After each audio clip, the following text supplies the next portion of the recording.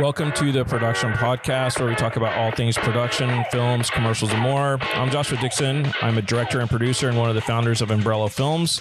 Today, I've got with me another filmmaker, Diego. Hello. And this time, we're going to be doing something a bit different. So there's a publication that we need to send our write-up to on our company. They're also wanting my profile and like my story of how I started the company. And so I was thinking, why not record it as a podcast instead? So that's kind of what we're doing today. So I'll go ahead and hand it over to you, Diego. Exactly. Yeah. We have you here to ask the questions, so it's not me just like talking about myself. So, of course. So why don't you tell us a little bit about you?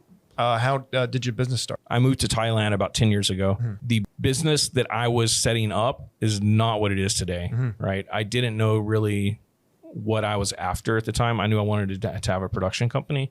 I'd had a production company in the US where I was at in Texas. And it was definitely more like along the lines of corporate, and we'd been involved in some movies. But when I moved here, there was a much bigger commercial market. So that's kind of where the opportunity like naturally found itself. So that's definitely where I went to follow the money, you know, of course, as I say. And so I started doing line production. So I was line producing commercials. Most of the commercials coming to Thailand from foreigners, right? So foreign productions that were needing to shoot in Thailand because they, you know, they maybe needed a location, like it was islands or it was about Thailand, something to do with Thailand, right? And so they needed someone here that could help fill in and make sure that their shoot was successful in Thailand. And so that's kind of like how I got started. So there was that. And then I also started directing commercials here. So there's kind of two different ways. So I did a little bit of DOP work, but it was mostly directing commercials and then also producing. Yeah. Sure. So with that, there's no quick way to describe what happened because it was so unique of a situation. You know, it's a different country. It's a different language. None of the paperwork is in a language that I understand or at the time recognized, right? Because it's a total different character set. Exactly. It's you know, it's not anything you could understand. So there's a lot of trust in finding the key people that were a key part of the operation from the start. That was really one of the things that I say that really helped our business start. You know, was finding those key people. Go ahead. Yeah. So right now, how would you describe your business in this point in time? Right now, so a lot of people say we all the time when they talk about businesses, right? Yeah. Even though it's like their own, it's like them, right? And they don't actually have an organization. Sure. I can I can proudly say that we're 40 strong. I think we're actually over 40 people. We're about to hire a couple more people. So we are an actual company that functions, you know, in that capacity. So we are set up in a way that hits a bunch of different market segments. That is literally from commercials, right? That are international, commercials that are here in Thailand. We also have feature films that we're line producing. We just went to the American film market to promote that. We took 4 of our staff. We came back. We had a really good success with that. So we have, you know, 4 or 5 movies that are looking to shoot here in Thailand that we're, you know, currently bidding on. And then we also have our own movie that we just shot, Hellhound, that I directed. That's our first own IP. And so we're considering, you know, getting into sales and distribution later on down the road, right? Once we understand this. But with that, there's also corporate videos that we do a lot of. We do a lot of just post work. We're opening a new post house, as you know, just literally like a few streets over. Yeah. It's another building. It's got 5 floors, and so it'll be 3 floors of post, and then we've got a props and a wardrobe storage room there. And then our marketing department has an entire floor as well. You mentioned having over 40 staff, which I think is amazing. I think that's a great way to measure sort of like the progress and success of your company. Yeah. Would there be another way that you measure the success? of your business? Money. Yeah, definitely. If you want to talk about that. Sure. Yeah, money. Goodness, I can't say the numbers out loud, but every year we've doubled our revenue. So that's great. And I mean, we're doing feature films each year, and those are millions of dollars. So you can kind of do the math and some sort of an idea as to how much, revenue we're doing. So it's doubling every year, which is great. Yeah. So why don't we just kind of take a step back and go a little bit into your backstory? What got you specifically into film, which is basically where the business stemmed out? So I was playing in rock bands. Awesome. Right. I was playing music full time. And just like every, teenager had the dream of being in the rock band and being a rock star and all that, like there was a very hard, cold reality that set in my early 20s when I realized I was not making any money at this. Excuse me. And so I started shooting music videos for bands. That's kind of like what segued me into film. Mm-hmm. I started making a little bit of money at that point. And then I ended up getting into, what was it that happened? I started taking some web design courses. Thought that I was wanting to do that, like digital media type of thing. And I went to university for that. Sorry, I'm using the word university because I've been on this side of the world for so long, right? Like you don't say that in the US where I'm from. So I went to college. Right. I went to college for a total of I think 3 weeks. Okay. I just gotten married and I got laid off at my job, which was working at this small ad agency. I got laid off and I was forced into freelancing. So in the short time that I'd been there for 3 months, the skills that I acquired, seeing how that they operate with clients, really kind of gave me a bit of a foundation. The owner of that agency, I saw how he interacted with clients and it kind of helped me understand their approach to it. And that's kind of what I started doing. So I started freelancing and understanding a little bit about how you set up a business with an agency at that time. And when I did that, it was really tough, right?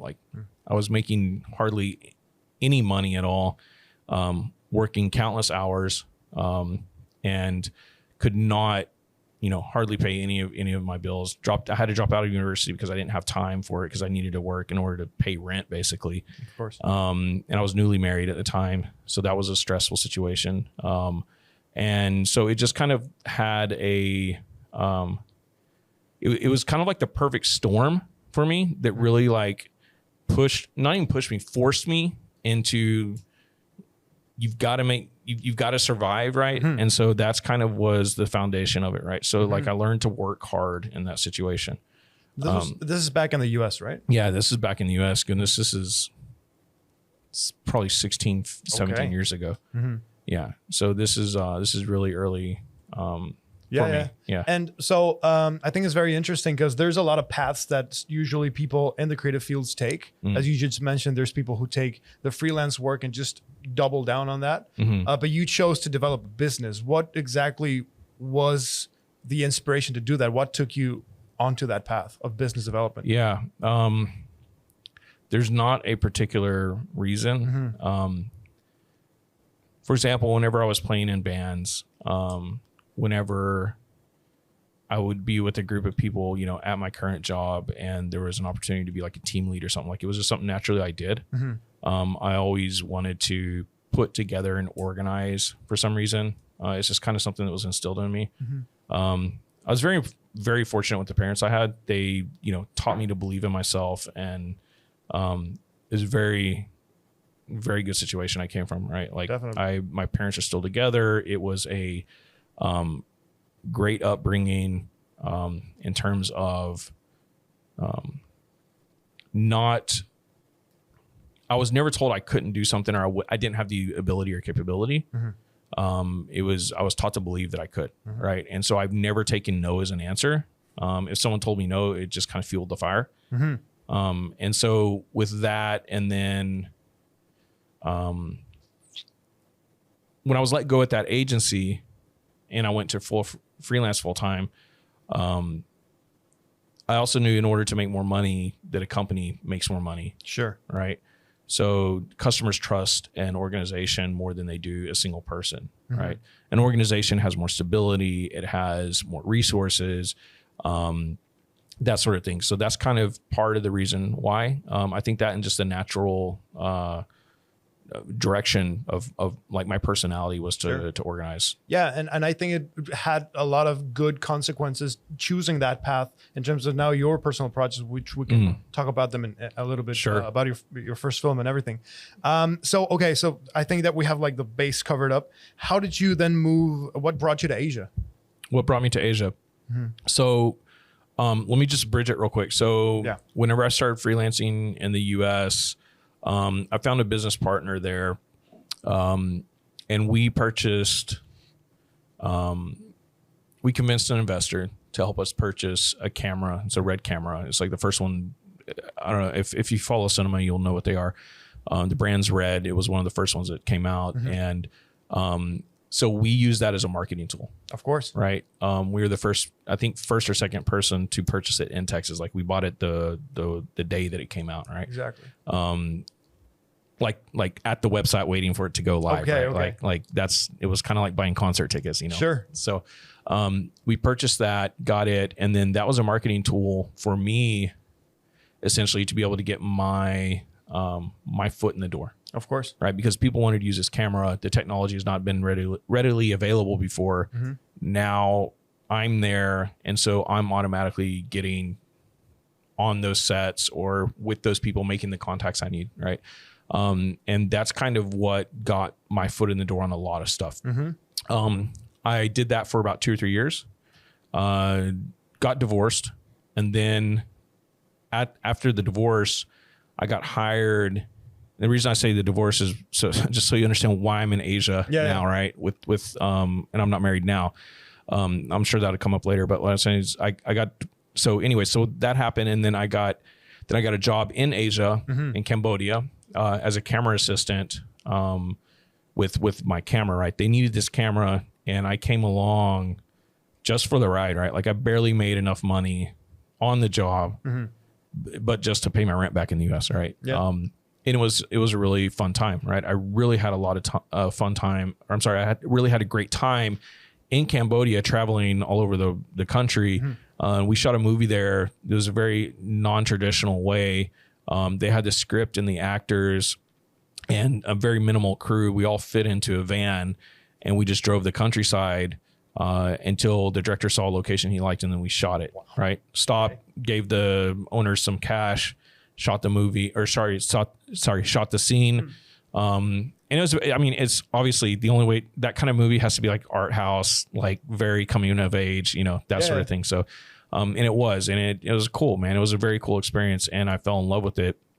And then during that trip, one of the things that I had the production agree to is to let me have time off during the movie to go to Bangkok. To go to Bangkok to meet vendors and contacts and people in the industry there. So people know Bangkok is really like the central hub for Southeast Asia. Of course. So, you've got Vietnam, you've got Malaysia, Cambodia, Jakarta, Indonesia, all these countries. Bangkok is Singapore. Singapore's like financial hub, but Bangkok is the hub as far as industry, film industry, post-production. All the countries come here, and they outsource a lot of their work here, or shoot here. Thailand's got a huge industry. Bangkok is, 14 million people, something like that, probably more. And it's just massive, right? So it's just an amazing area to be, and so I chose a good location, actually, on a whim. Right. Okay. I did not research all the cities or anything like that. I just happened to make a good choice. Came here, met people that helped support me in getting started, in my career. And it worked. Yeah. Cool. Yeah. Was there a particular like aha moment when you arrived in Thailand, the way you saw the landscape of production or anything that made you say like, oh, I want to come here. Yeah, there definitely was. So I was on the BTS, which is the train here for anyone that doesn't know.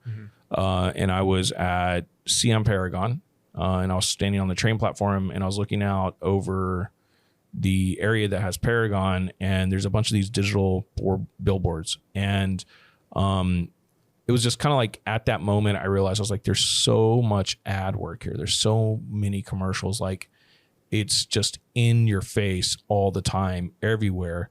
And the only time I've ever had that experience before was like Times Square, right? And you get that experience like every day in this area, but it's not just one area of Bangkok. It's all over the place. It's everywhere. It's on the train. Yeah. It's absolutely everywhere. So there's digital ads there. And I think it's probably like that in a lot of cities now, but I think like Bangkok was really on the forefront of that. Sure.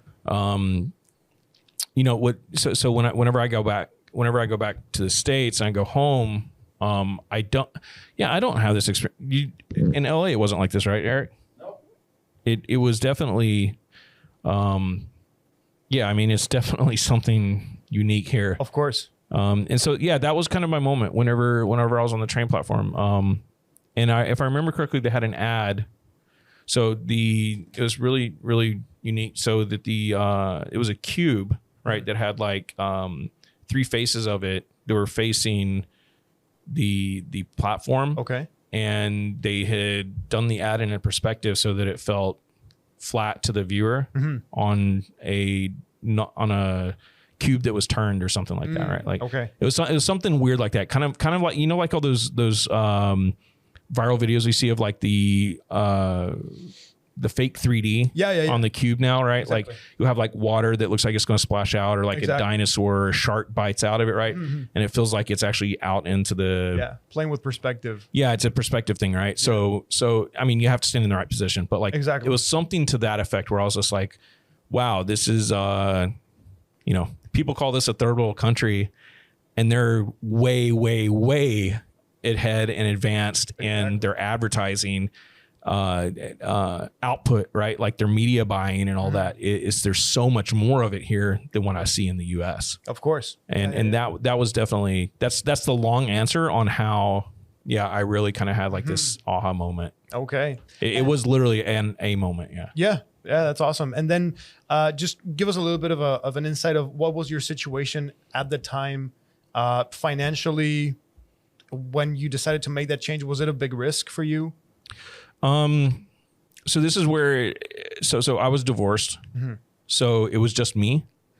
So I wouldn't say that it was a big risk. I mean, I had some bills back in the US, you know, obviously like car and an apartment and stuff like that. And I got rid of all of that when I decided I wanted to move here. But it was about 1.5 years that I bounced back and forth constantly, right? It was like almost every other 2 or 3 months I was in one place or the other. I think one thing that helped me a lot is during those 2 or 3 years that I was bouncing back and forth, I also had the opportunity to be a DP on a few movies. And so I shot 3 or 4 movies during that time. I think it's 3 movies during a 2-year time span. Okay. So I was gone a lot already. So probably a quarter to half the time I was already gone for these shoots. Okay. And so with that, I would come back to Asia where I had an apartment here, and then I'd go back to the US to shoot, come back to Asia afterwards, because I'd gotten a girlfriend here at the time, right? Still with her. And so it was at one point I realized I hadn't been home in like, I think like 8 months, 9 months, right? And I was like, made sense. Yeah, this doesn't, even if I don't make money in Asia, I can still keep going back to the US to shoot, you know, that sort of thing. So. Okay. And going back to that moment, tell us a little bit about how maybe not culture shock, but just the way people work in the States must be completely different from the way people work over here. So very so. How did you manage to sort of settle into the Asian market? So there's kind of 2 different, I can divide this in kind of 2 different ways. So the industry here, so the film industry, in terms of like technical, like everyone under a DP or your camera team or your lighting, you know, gaffer, your grips, that sort of thing. All of that is done on a very high, like a very organized scale. So everyone here has been trained by Western crews that have come over in the past 40, 50 years. And so in the US, you run into lots of productions that are indie projects, and they're indie funded. And unfortunately, a lot of them are run by people that just don't have experience. And they got a lot of passion, which is great. And they get it done. And usually all the crews are passionate. And so they're willing to work in, less than inviting work environments, or, like very, very tough conditions. Sure. We only have this much money, so we can only afford this big of a team, but yet we're still trying to do something amazing. And so that's very much like the world that I came from in the US. And then when you get here, you don't find that. Not that there's not passion here, but it's just a different setup. Everything here, people do this full time for their job, right? And so whenever you rent lighting or grip, all the crew automatically comes from the lighting house, right? And so they expect things to be done certain ways, certain amount of hours. The OT is always this price. There's no negotiating. It's done in a very professional way, which is one of the things that actually was great for me because it taught me a lot about how a nice, or how a shoot can be organized professionally. Yeah, formal. That I hadn't had the opportunity to do in the US. Of course. Yeah. So I would say that there's not really like that indie market here. It's straight up just nice commercial ad, Yeah, more of an industry, more of established industry, right? Yeah, exactly. Yeah. And yeah, so that's definitely the big differences. Okay.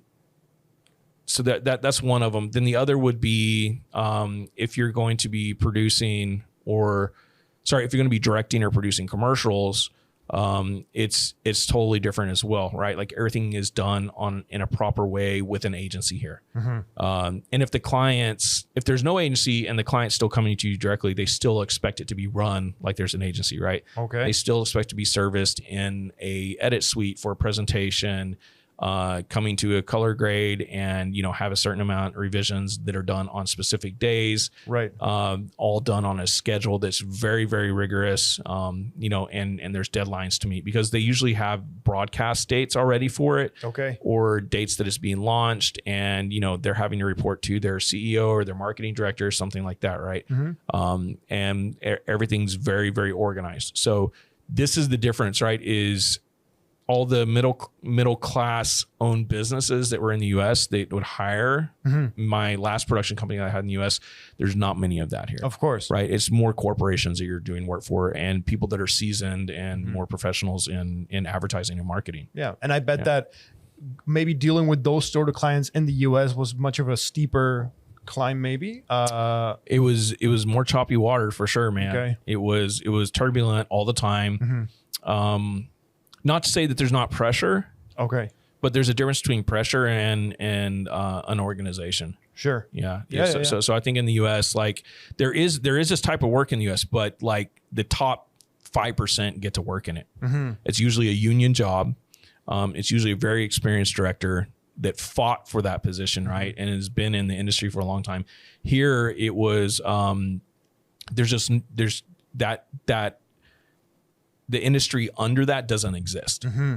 So it's just literally like that's even the low budget commercial. So it kind of blows your mind in a way. So like in the US, you'll have, I don't know, say you have $100,000 commercial. It's an okay budget. It's not big. It's decent. Here, $100,000 commercial, kind of same thing. But in the US, you would not be able to have the same kind of quality commercial for $15,000. Right. Here, they'll come to you with $15,000, say, we have to do this type of commercial, that high quality. So that's all they expect. That's all they've ever known here. Yeah. That's super interesting. What was the point on which you then started to switch to more of a starting, maybe separating yourself from more of the hands-on production DP work and started to be more like overseeing the business aspect of the whole thing?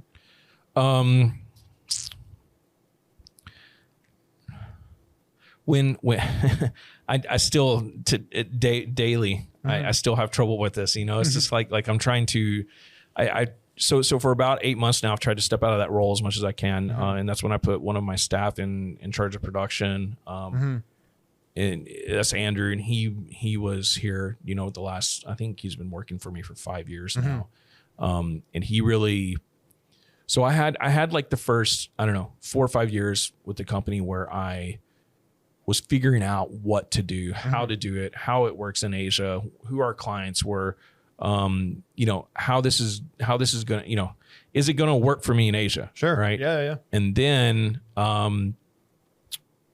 Andrew came to work for me, and he really kind of helped clean house, not clean house, reestablish what we can and can't do. Right. He's half Thai, half French, and you know, culturally, he and I are so similar, if not almost the same, right?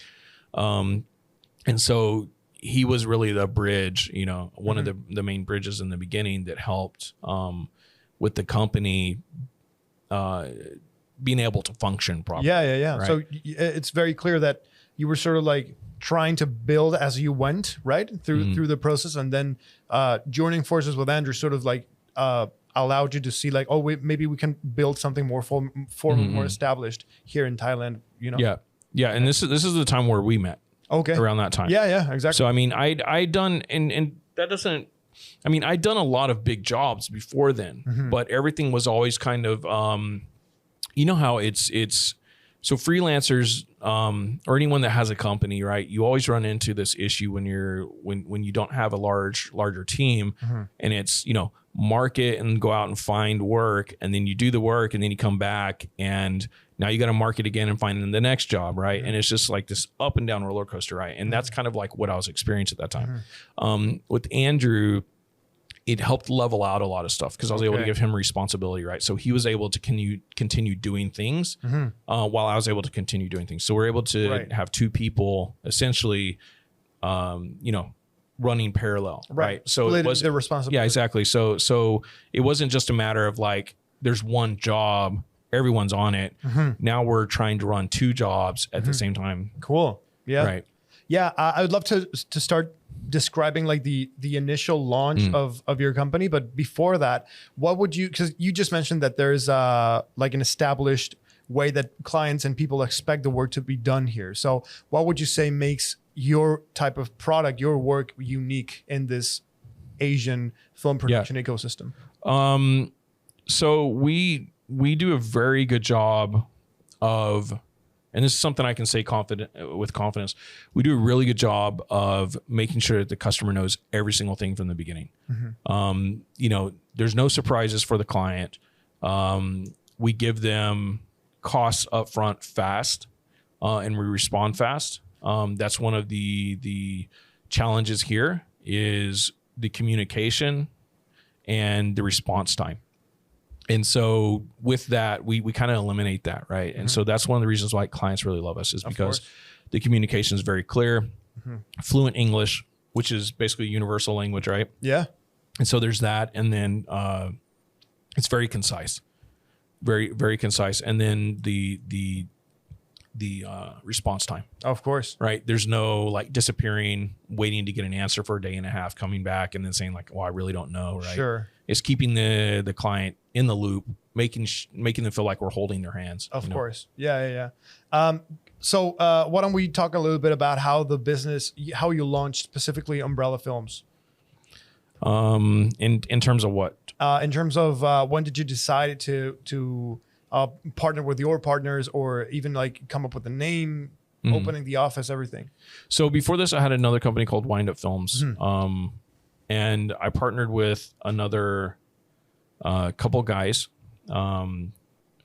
They were one of them still one of the shareholders. I partnered with them. They brought in some money. It really kind of like helped launch it. It wasn't a huge amount of money, but it was I was at that point like ready to throw in the towel. I was like, okay. I was like, something's got to change, or I'm just going to go freelance the rest of my life. You know, one of those two things. And so with that, it was, there was, you know, a small amount of money that came in, and we used that to really kind of help ramp up some marketing initiatives. It bought me time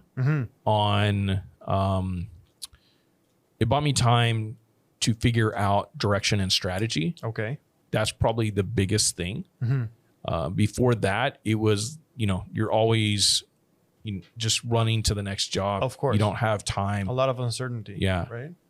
Yeah. Well, I mean, just you can't afford the time off, right? I need a couple months to really put practices and protocols in place, hire people, and figure out how to move the company, right? And that money bought that time for sure. Okay. And that was probably the biggest thing. How long ago was that? Oh, this is 5 years ago, 6 years ago. We are also like just taking into consideration that this was starting a business, you know, with all the experience you had, but also it still had the challenge of being in another country with another language, you know, and maybe in a different culture with networking, maybe it's not as easy as it was in your home country. Yeah, totally. It's not at all. Yeah. That's one of the biggest challenges that I face daily. Of course. You know, you go to the coffee shop and they don't understand my Thai accent, and I'm ordering coffee and it's, you know, you get the wrong coffee. Exactly. You know? Yeah. No, but I something that I find very interesting about the whole business model that you have is that you can tell from the experience of the customers. You can see not only because of the work, but of the reviews that your customers give to your business, that that communication that you were just mentioning is very important. Since you launched and since you've been working both from clients, small clients to up to people like Disney, how have you been working on attracting and retaining customers? I mean, there's lots of word of mouth. Okay. Absolutely. Lots of word of mouth. I mean, people find us online, they search for us. So you have a very good SEO structure and like a good personal. I mean, but it's not just that. I would just say that we just have a very, very wide net online. Okay. People recommend us on Facebook groups a lot. People, I mean, it's just wide, man. Like it's 5-6 years of just solid building, connections and reviews and, figuring out where there's gaps in the market. Right. Sure. And in Thailand, the gap was managing production for foreign clients. Of course. Right. So you had the crew, you had the gear and everything, but managing that, being the bridge between. Yeah. The thing is that there's a very big learning curve if you're coming to shoot in Southeast Asia. Each country has a different culture, and we produce in nearly all the countries regularly. Probably every week we've got to shoot almost, you know, in 2 or 3 other countries within the region. But Thailand specifically, but then also the other countries, right? We've shot in all these countries. We've gone through all the pains and like we've have the scars, right? You know what I mean? Like we've gone through it and figured out what does and what doesn't work. You know, what countries are easy to shoot in, what countries are not easy to shoot in. Of course. And if you have to shoot in these countries that are not easy to shoot in, how you do it, right? We've either got people on the ground there, or we know how to find them, or we have people we've worked with before, or we just say like, we can, but I don't recommend it. You know what I mean? There are those situations too, you know? So like we've done it, man, like all over. And so there's a big, huge industry that, it's a different way of thinking, right? Like everyone is like, oh, all the businesses in New York or LA or, you know, London or whatever it is, the Western world, right? It's the whole other side of the world. Like there's a massive amount of people here that consume media. Exactly. You know, so I think that it's not a matter of attracting people. When we went to the American film market this last year, that's what we were doing, is trying to attract people here to shoot their movies, right? Because of like tax incentives, right? They get money back. And so like, that's a whole other animal. But as far as like trying to attract people, they're already coming here. Yeah. Right. we just got to be the people that stick out. Exactly. Yes. Something that, I mean, talking about making you stand out. And I think something very interesting about your whole business model is how you managed to not only survive, but strive during the pandemic, specifically with remote production. Could you tell us a little bit about that? Yeah. So remote production, what we did during COVID is we shifted everything. It was literally like within a 2-month span, all of our productions that we had scheduled, they all went down to zero revenue in a matter of 2 months. It was definitely scary. I had 25 staff at the time, or 25 staff. And, I had to pay them salary. Right. And so like, there's, how are we going to survive? And so we brought everyone together and said, guys, we gotta think, how are we going to shift? I need you all to cooperate, and we got to work hard, or people are going to get let go. And so it was a very big team effort. So I got to say that like, I'm really, really proud of all the staff that we had that stuck through that and helped us shift. And what we did is we established remote production, and it worked really well. It was a hunch that I had, and it was the only thing I had. Okay. Right. So it was like all in, right? It was all in. And what we did was we just started reaching out to every single person we could all over the world and said, where do you need to shoot? Right. Your country's locked down. You can't go anywhere. Right. Where do you need to shoot? And we'd get responses back. Well, we need to do a remote interview in this country or this country. Sure. No problem. We know people there already. We'd been in the industry so long that we had connections, and goodness, probably like 2/3 of the world, and could find people easily, people that are dependable and knew what they're doing. And so that's literally what we did, is we figured out how to connect people. And then we had producers remotely managing, all these remote. You were doing shoots. exactly the same thing you were doing in Thailand, but you just scaled it internationally. Just on Zoom. Yeah. It was a very scary time. It was very difficult. But we just literally had to shift and find that gap, finding that gap. And what I mean by that gap is finding out where, the need's not being met, right? When there's a need and there's a business behind it, people are willing to pay for that need. Sure. Right. And so that's what we were doing, is we're figuring out, this corporation needed an interview with such and such CEO who's stranded in this country and can't move and can't get back home or whatever. They still got to do business, right? The world's still got to keep operating, even though everyone's, social distancing at home and whatever. And so like all of our staff worked at home, online, remote, doing these remote interviews for, 3 or 4 months. So no, more than that. We're still doing it. Like, it's stuck. And I've got 2 producers that basically do this full time still. A quick reminder for all of the people that are listening.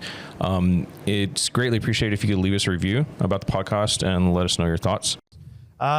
So now I would like to focus, or just to shift the conversation now to the present, now that the whole pandemic in a way has already, like, the storm is gone. Yeah. Thank God. Yeah. How do you see yourself and your business today, and how does your future look like? So right now we are launching a post house. Obviously everything that we have and we've talked about is still continuing, right?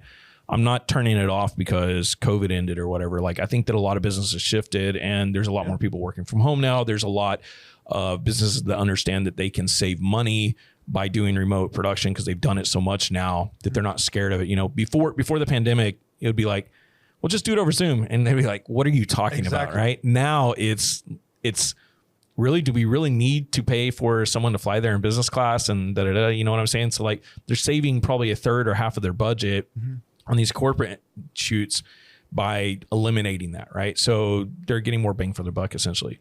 So there's that. So we have that continuing. We've got, we just shot our first movie, like I said.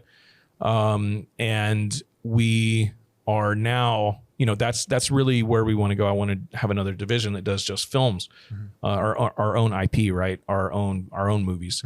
So that's one thing. And then the other is the line production for other movies coming to shoot in Thailand. Of course. And then we also have post-production. Like I said, we have the post facility that's just a couple streets over that's opening up. And what I'm planning to do with that is very unique. Obviously we want to do post-production, but there's other ways that I think that we can help other filmmakers, other producers with their movies that need finishing funds, right? If you're stuck in post, what I want to do is try to offer finishing your movie in exchange for points on the back end or reduced rates. And then we'll be working with the sales agent ourselves already for our movies, and maybe we can connect those and bring those guys in, right? So there's some ways that we want to get involved with, being obviously, like, we're going to be very particular about the movies that we choose to do this with. But if we think that there's a chance that they could work really well, and they had a really good plan, they casted they cast a certain talent, they the names work for the genre, the script and everything is good, and we feel that it would make money, however they plan to distribute it. Well, if we can bring in our sales agent, at that point, and we can provide finishing funds and help them cross the line, right, and then line up the sales for it, then that's a way for us to be involved and get in on their movie, of course, while also helping them finish their movie. Exactly, because that's where a lot of movies die, right? Right, exactly. So that's one thing. And then post in general, the facility set up to do features and commercials when it does get finished, right? Yeah. We're still, like, we just finished the painting Finishing and touches. Yeah. So like we're setting up furniture, like today, I think they're actually setting up some of the furniture and stuff. So it'll start to take shape this week, and should be good to go. I think we're going to shoot like promo photos next week. And so, yeah, so it's set up to do commercials and also, obviously corporate, but commercials. So the clients can come in, there's a presentation room. It's a very nice, in terms of client services. They have mini bar, a lounge area to hang out, watch TV, play Xbox or whatever, PlayStation, I guess, for Eric. Nice. So whatever it is, right? So anyways, what I'm saying is, like, it's a cool hangout. Yeah, right? yeah. So clients like it, and they can do their presentation. It's got a full, regular DaVinci Resolve. It's got a flame. It's got, presentation room. It's got a sound mix room. And so there's all that, right? And then also it's equipped to finish out feature films, which is where the other where we went ahead as well. Of course. So that's super interesting in terms of how you've been building out your business, but I guess the impact that it's had, it's not only on your business but also personally, maybe. So what would you say that starting out this business, have there been anything in particular that's been advantageous for yourself as an entrepreneur? Yeah, I mean, I think that when you're working with a team, it's very easy to get caught up in, I would do it this way instead of letting them do it their way. Delegating, right? Yeah, obviously it's delegating, but then correcting. Okay, right. Sure. So this is a big thing. It's kind of like directing a movie. When you direct a movie, you need something to look or be done, performed a specific way on camera, right? And if people don't listen to you, depending on how experienced you are or not how experienced you are, if they listen to you or if they don't listen to you and you still get the shot, like, you still get the shot. You know what I mean? So in terms of how they got from point A to point B is not always important, as long as it's not wasting like your resources or time, right? It's so that kind of thing is learning when you should correct people and when you shouldn't. And that's something I'm still working on a lot. Of course. Man.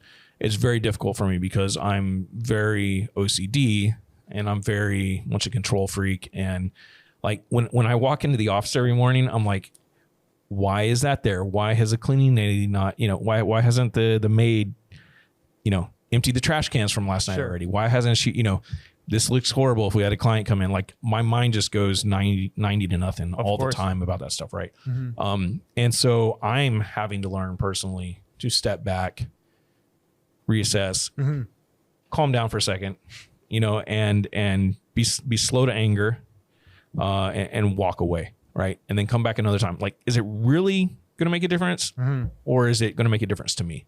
Sure. Yeah, I think that's super interesting. And also the fact that you've been sort of like taking that experience from your entrepreneurial life and putting it into now your art and your movie, and how all those experiences have just summed up to make your movie having yourself be much more experienced as a first-time filmmaker. I think it's very interesting. So right now, considering like more specifically into the technical aspect of your business, what would be the tools and platforms that you usually use on your day-to-day? Yeah. So this is the one that feels out of place, right? For these interview questions that they sent. But we use, because this also goes on this website that's, talking about, how our company functions, literally from technical to operations to whatever, right? But so we use all kinds of different applications. Gmail, obviously, we use for everything. HubSpot for tracking it. It's kind of our CRM. And we use Frame.io for video reviews. We used to pay for lots of software for other stuff. And it was just like, we had tutorials online for the staff to watch.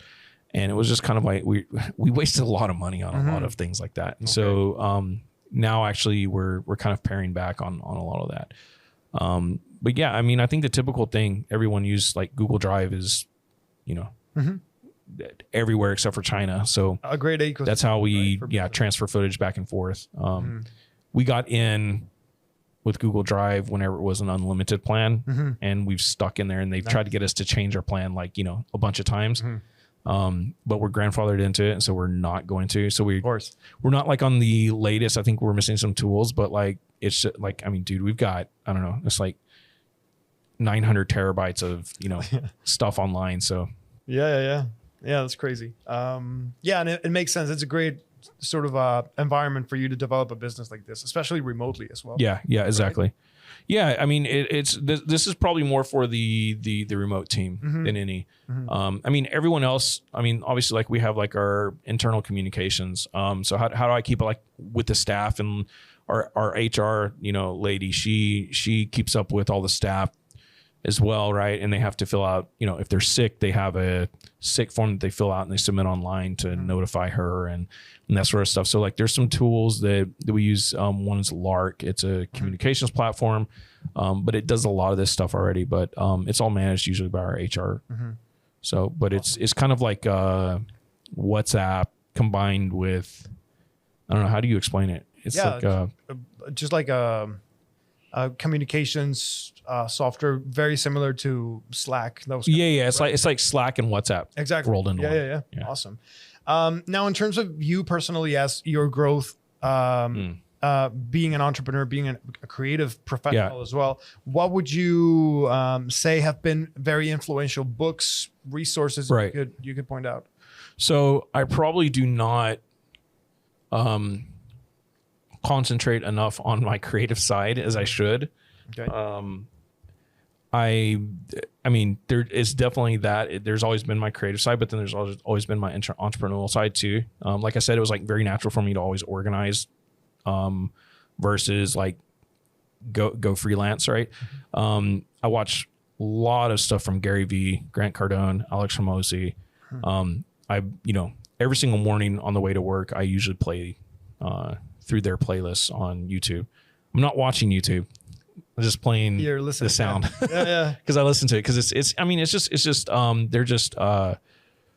they're very influential in the way they do business for me. I'm not trying to be a billionaire by any means, but they've been very successful in how they run companies. Right. I think Gary Vee is probably the most influential for me in how to cooperate with my staff, how to approach them, how that culture needs to be formed. Yeah, this gratitude, right, approach. Yeah, I mean, and don't get me wrong, I bet you could ask all my staff, and they'll have a different view, right? Like it's because you've seen me have to come down hard, and it's very difficult for me. Like, I don't know how to do that all the time. Just to be completely honest. And so, yeah, that's something I'm always working on. But like, I think Gary Vee would cover that part, right? That type of stuff that I watch is to like how to form the culture at the company. And then I could actually place Alex Hormozi and Grant Cardone in two different areas too. So like, Alex Hormozi is very good at, I feel like, operations and understanding how to make your business profitable now currently, and get rid of the things that don't make sense, you know, and it's a very common sense approach. And so that's what I really like about him is it's very much like, it's either this or this. If you want to do this, you do this. If you don't want to do this, do it the other way, you know? And, and it's just kind of like that whole no nonsense, type of approach. And then, Grant Cardone's like very, I think he's in the future for me. I need, you know, what he does, is it's a more of an investment, long-term investment strategy. Right. And so that's kind of where, I feel that he's placed in. I don't listen to a lot of his stuff. I do listen to a lot of it, but not as much as Alex Hormozi or Gary Vee. Yeah. Okay. But his is definitely more a long-term strategy for investing in real estate and that sort of thing. So sure, I'm kind of collecting that. And right now I'm really trying to focus on growing the company. And so once that is done, or I'm sorry, not done, but once I'm in another place, it'll probably be a couple years. Then I'll probably start, you know, getting into real estate investment, that sort of thing. Cool. So yeah, that's awesome. Well, do you have any advice to people who are just starting out, entrepreneurs, first time? And also, I think you have a very unique perspective, because you've also never, I mean, you're developing your business in a very creative world. So how would you advise for people to balance that? Developing the business, but also not letting their creative side? It's not easy, man. I don't know. I wouldn't advise anyone to do it. I did something that was probably not very smart in the beginning. Usually, you know, like if you're going to create a startup or a company of some sort, right? You need to have someone that can do the operations, and then you need to have someone that can probably do the sales, right? Those are the two things that I think that you need in a company whenever you're starting. I did both. And it was crazy, man. Like, you can ask my girlfriend. I worked nonstop. I'm just that guy. And when we go on a holiday, in American English, when we go on vacation, when we go on vacation, I don't stop working. I get bored, man. If I don't have anything to do, if I don't have work to do, it's boring for me. And we'll go to the beach. I'm on my laptop trying to figure out next strategy moves. You know, like, that's just what I love to do. I would not say that that's everyone. If you don't have that mentality, or that, not even that drive, that desire, then you probably shouldn't try to do it this way. Okay. Right. You need a partner that can fill in that other gap for you. I was very fortunate with how it turned out, I believe. I got to say, I was very fortunate. Okay. Yeah. That's cool. Any other advice that you'd like to give to people starting out? Yeah. So I got a few things that I noted down here. One thing is, you need to have protocols in place. If you're going to operate an organization, right, with a team, your team needs to know what they're doing daily, right?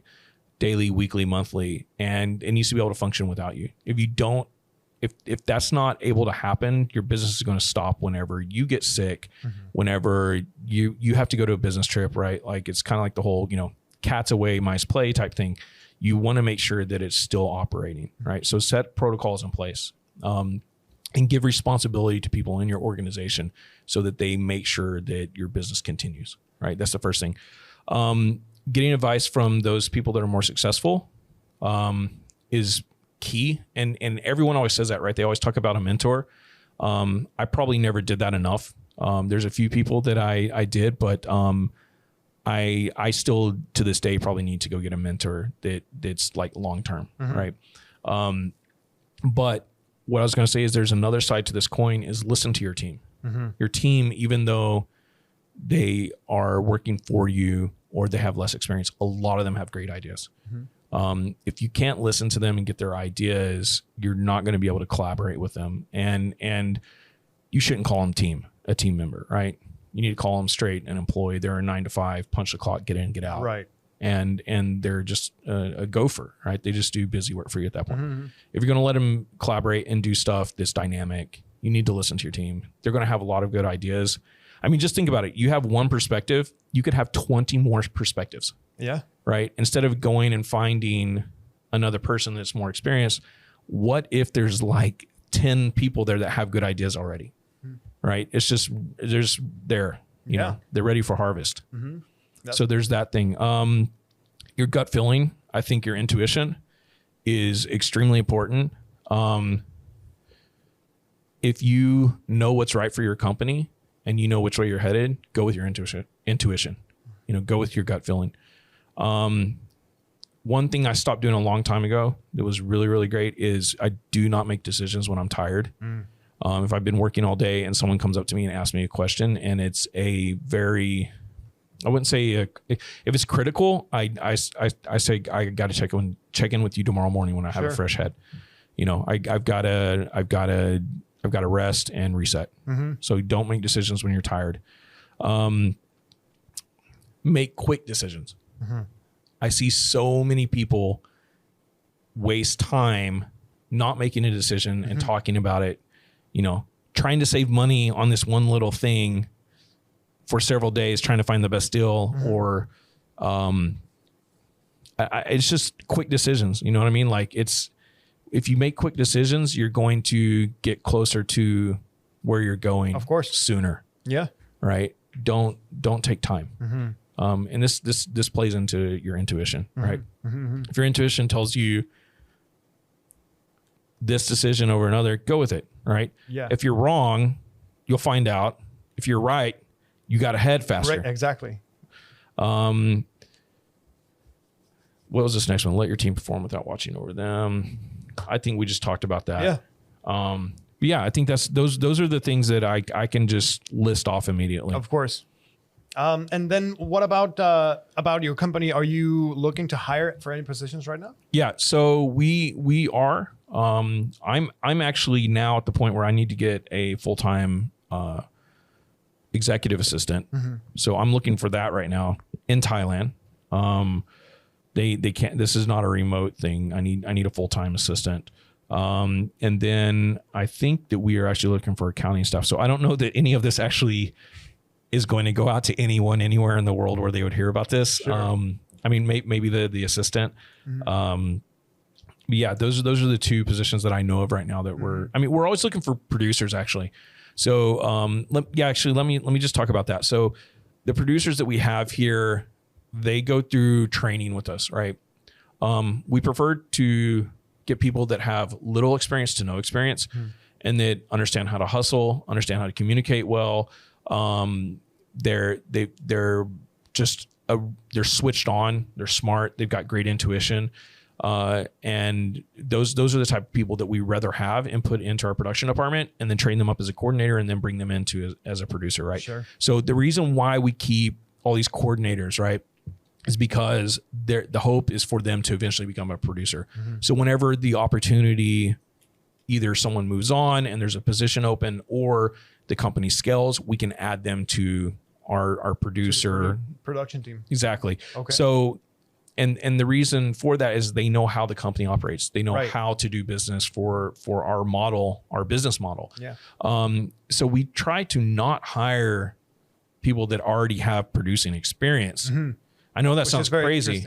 Yeah, it sounds crazy, but it's very difficult whenever you get people in here that have done it a certain way and they're stuck in that mold. A lot of baggage. Exactly. That's a good way to put it. Yeah. They're just stuck there, man. They can't think outside that box. So instead, we try to take people that are sponges instead of, people that are rigid already, so that's kind of the thing.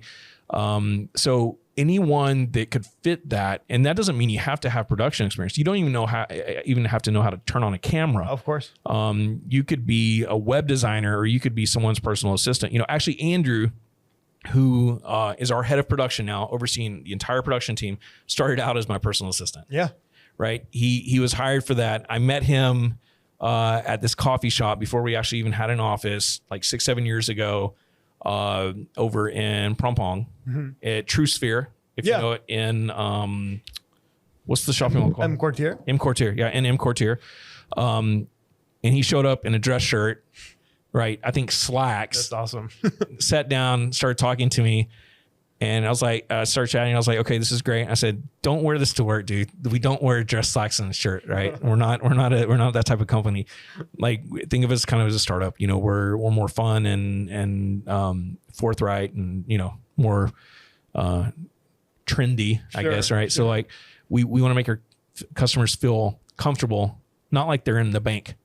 Right. So he started out with not, and the reason I say that is because he didn't understand anything as far as what production was going on, right? And he worked so hard to get where he was at, right? Or he is at now. And he did, man. And he's overseeing our entire production department. He's, supervising a Korean TV series being shot here this next month. He just supervised this feature film from Russia. This shot here 2 months ago. He's doing lots of stuff. We went to the U.S. and he, met a lot of new producers that are looking to shoot in Thailand. So that's the thing is like we need people like that. Mm-hmm. We need people like that. Awesome. People that are switched on and hungry. Yeah, definitely. Yeah. Shout out to Andrew. And where can anyone interested learn more about you and your business? Well, you can go to our website, umbrellafilms.com. And then we also have our our post-production house, which is cutmixcolor.com. And then you could just Google myself or whoever. And you can find I'm assuming you can pretty easily find like my social media, like of course. Facebook, TikTok, and all that. The podcast. Obviously, if you're already listening to this, then you've already found it. Definitely. Yeah. All right. Well, thank you. Cool. All right. I think that is it. So we'll let Eric hit the outro music button.